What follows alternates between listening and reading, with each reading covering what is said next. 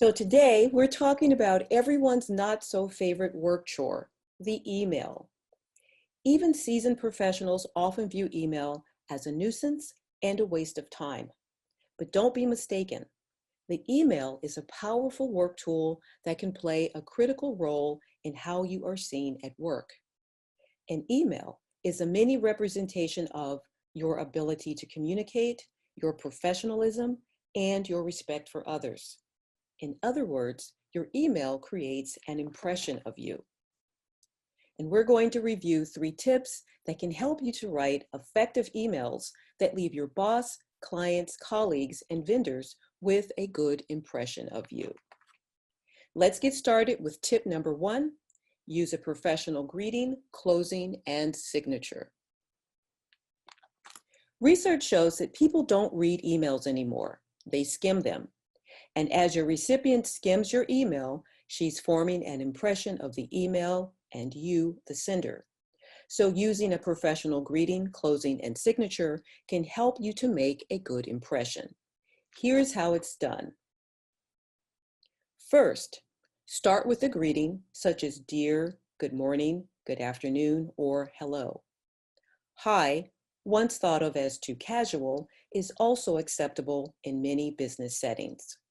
But please avoid hey, it's too casual for business. Professional closings that help to create a good impression include best regards, sincerely, and thank you. Avoid informal closings like TGIF and anything with an exclamation mark.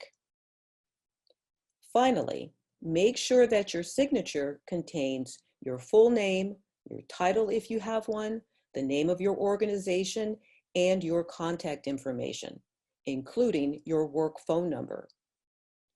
If you send emails from your smartphone, be sure to set up a signature containing the appropriate information. You want to make it easy for your recipient to contact you. Also, if you use a personal email for business, be sure that your email address is professional. The best practice is to use some form of your first and last name. Take a look at this side-by-side email comparison. Even though there's no content, the email on the right creates a better impression, simply because of the professional greeting, closing, and signature. Small details that can make a big difference in the impression that your email makes.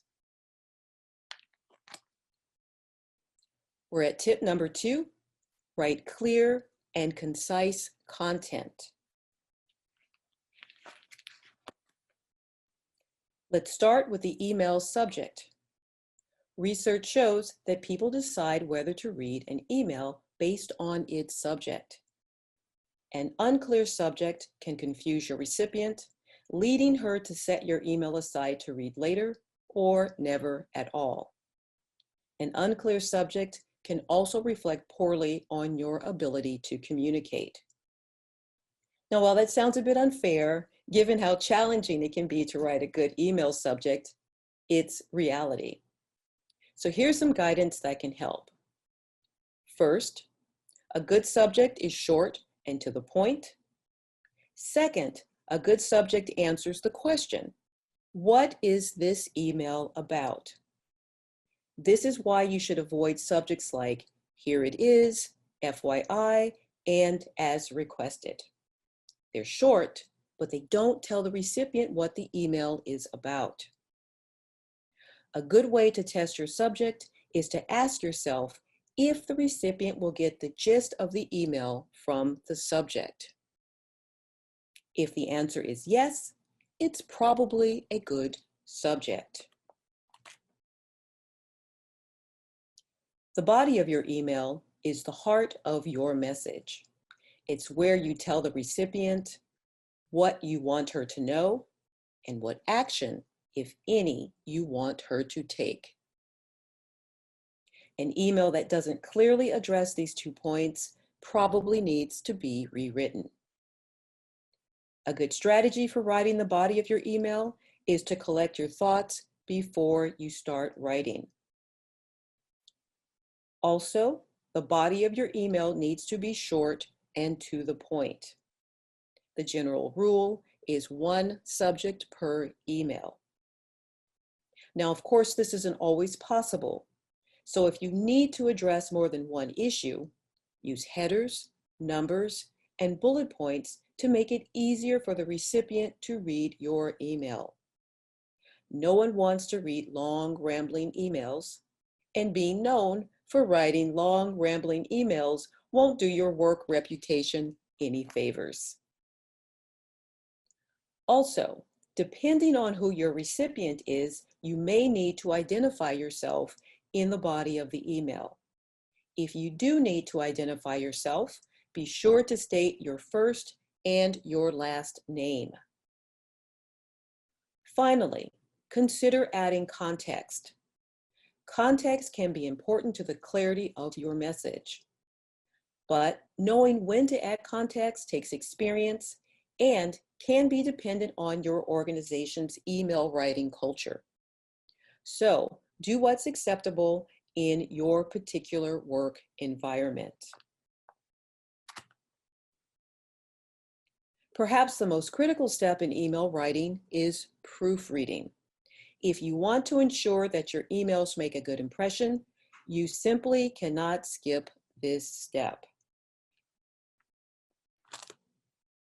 So we're at tip number 3, proofread your emails. Let's review our proofreading checklist, starting with checking for spelling errors.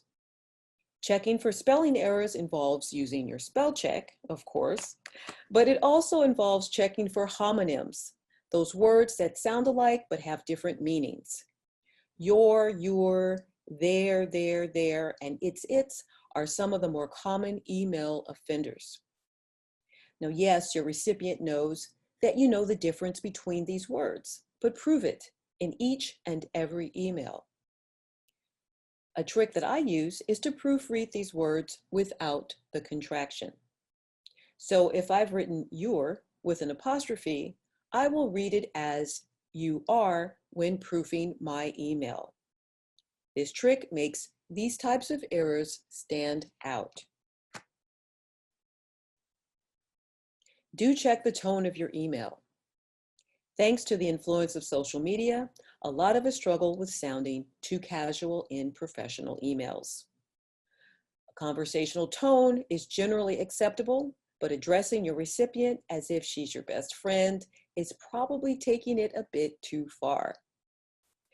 A fix for this issue is to pretend that you're writing to the person, real or imagined, who is 2 levels above your recipient.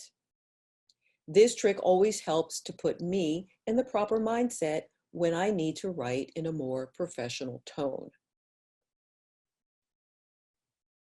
Please double check the email recipients before you press send or before you press the reply all button. Take a moment, make sure you're emailing the correct people and the correct groups. And don't reply all unless absolutely necessary. Finally, make sure the attachment is attached to your email. My trick is to add the attachment first, then compose the email. Now for a look at the don'ts. First, never ever assume privacy. Be mindful when sharing confidential or privileged information. If you are not sure if something should be included in or attached to an email, it might be a good idea to check with your boss. Also, a gentle reminder that work email is not private property. It can be accessed by your organization at any time. So if you don't want the entire office to know your personal business, don't put it in a work email. Texting is becoming more common in business, but not everyone understands text speak. The same is true for emoji. The best practice is to avoid using text speak and emoji in professional emails. They are too casual for business and the risk of creating a misunderstanding is too great.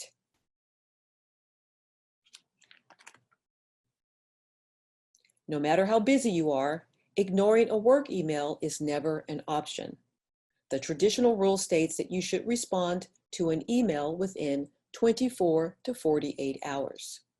However, your organization and your boss may have different expectations and rules. So know what they are and proceed accordingly. And finally, don't email inappropriate content. Let's take a look at a list of common offenders. Gossiping in email makes you look petty and unprofessional.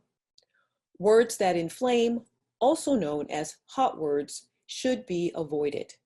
Words like obviously, disappointed, and stupid can start an email war.